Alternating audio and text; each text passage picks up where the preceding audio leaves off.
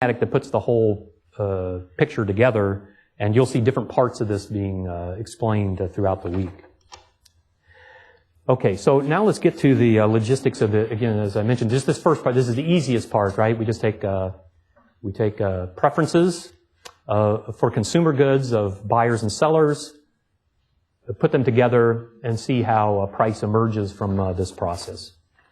Now, we do this with what Rothbard calls the first and second laws of utility.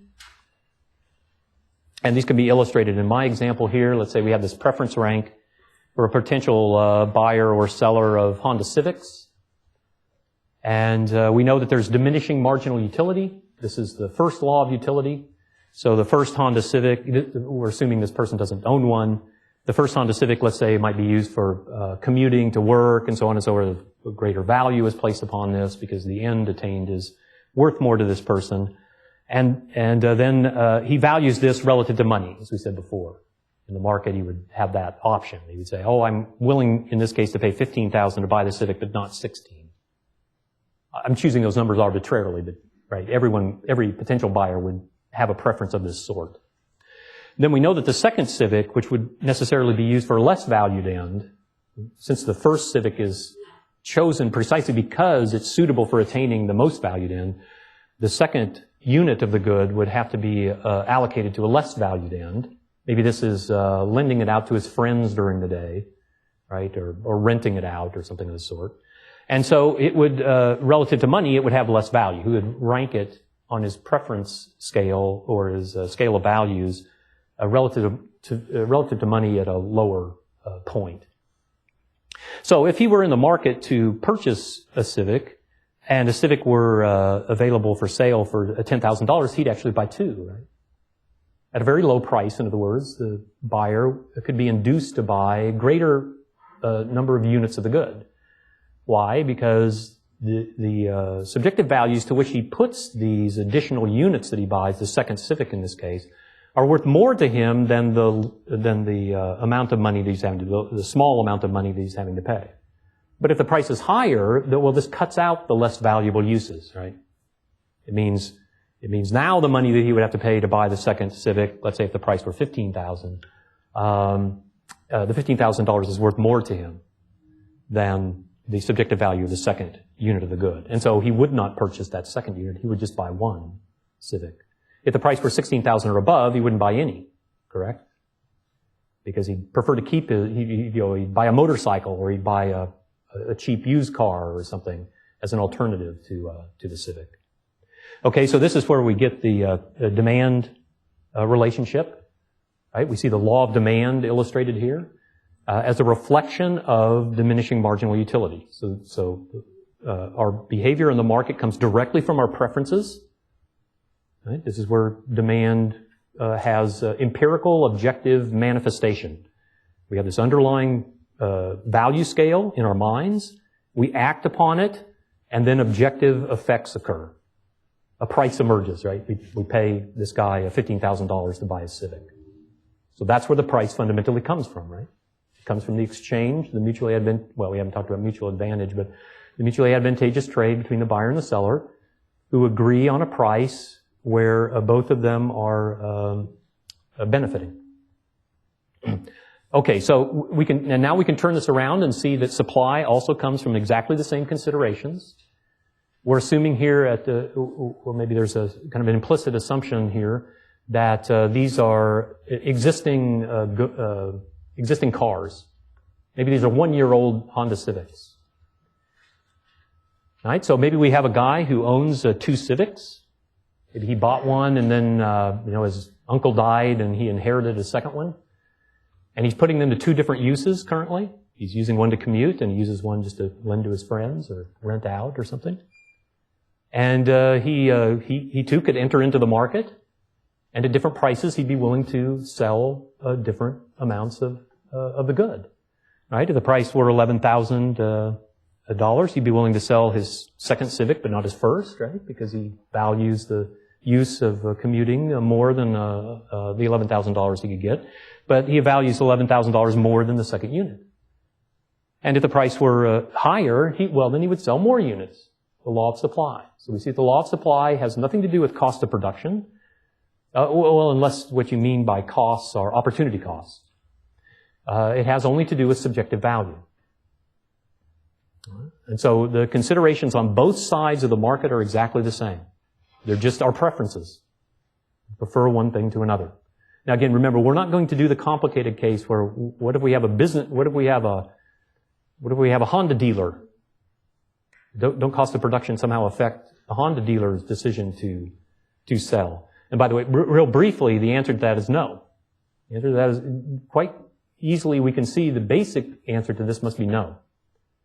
And the reason for this is once the good's been produced, production costs are sunk, right? Production costs are not part of the opportunity cost of selling a Civic. Once the dealer pays the production costs, well, that's too bad for him. Then the opportunity cost of selling the Honda Civic to any one customer is the lost opportunity to sell it to another customer. And that is completely dependent upon subjective valuation, right? Not cost of production at all. That's why Honda dealers or, businessmen in general can suffer losses. Because they pay cost of production, but they only get revenue from the consumer. The price that they fetch for the good is completely determined by people's preferences. They can't always be assured that they'll cover their costs. Okay, so now the only other thing we need to add, and again, this is an abbreviated, obviously, discussion of this because you've seen this sort of analysis before, and it logistically is very similar to what you would have seen in the mainstream course. But all we need to do now is just create a market, competition in the market, more than one buyer, more than one seller. So let's say we have a stratification of buyers and sellers. This, by the way, would be just something we observe empirically. This tends to be empirically true of the world, that different people have different preference rankings. Right? There's some buyers who are more eager and some less eager, and some sellers more eager and others less eager relative to money. This doesn't have to be true, but it's typically true in the world. And when it is true, that means there would be competitive bidding. Right? The more eager buyers would be able to outbid the less eager ones, right, to obtain the good. The more eager sellers would be able to undercut the less eager sellers to sell the good. And it's that attempt on the part of people to economize based on their own preference rankings that creates the result in the market, what we call the market clearing price. So with these particular buyers and sellers, we see that the market would clear at $13,000. That price, in fact, would emerge in the market. That would be the market price. In other words, the Austrians are saying that all existing prices of goods right now in all markets clear markets. That's why the price of gasoline is $2.29 right now and not $4 or let's say 50 cents. Because if the price were $4, given the conditions of demand and supply, if the price were $4 instead of $2.29, the market would not clear, right? The sellers would have unwanted, unsold goods. Their preferences would not be satisfied, in other words. They could better satisfy their preferences by lowering their price. And since all action is designed to satisfy our preferences, well, the same is true of them. What would they do? They would lower their price. Because it's better for them to sell at that price, according to their own preferences, than it is to sell nothing at a higher price. They prefer that. So that's what they'll do. In fact, they will even anticipate what the market clearing level is. They don't have to do this by trial and error, right? Entrepreneurs can actually anticipate what the market clearing price will be and set it there in advance of those conditions emerging in the market. This is how they earn profit, in fact, by being first or more accurately, let's say, to anticipate the actual market conditions. So they have every incentive to do this. And so markets are constantly clearing. This, by the way, would even be true in cases where the sellers or the buyers retroactively find out they've made mistakes. Let's say retroactively they find out that they've priced their good too high. This still doesn't contradict what we're claiming here, that at the moment when a seller is asking a price at which maybe he can't actually sell the good, as it turns out, he still thinks that, in an ex ante sense, he still thinks that's the preferable price. He's setting it there because that's what he anticipates will, in fact, best satisfy his preferences. And as soon as he doesn't realize his end, what he does is then adjust his action to that fact. So you can see then, the last thing I'll just mention here, even though that this logistics of this looks very similar to what you would see in a mainstream course, we could draw the supply and demand curves, right, and get the picture and what have you. The underlying claims are actually much different here. And again, we'll go into this more on Wednesday, but just one thing to point out that you can see right away.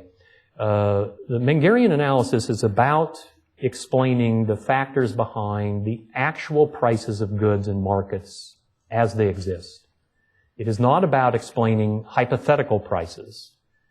It's not about explaining long-run prices, what prices will tend to be, after all adjustments take place in the market. That's not what price theory is doing in the Mengerian tradition.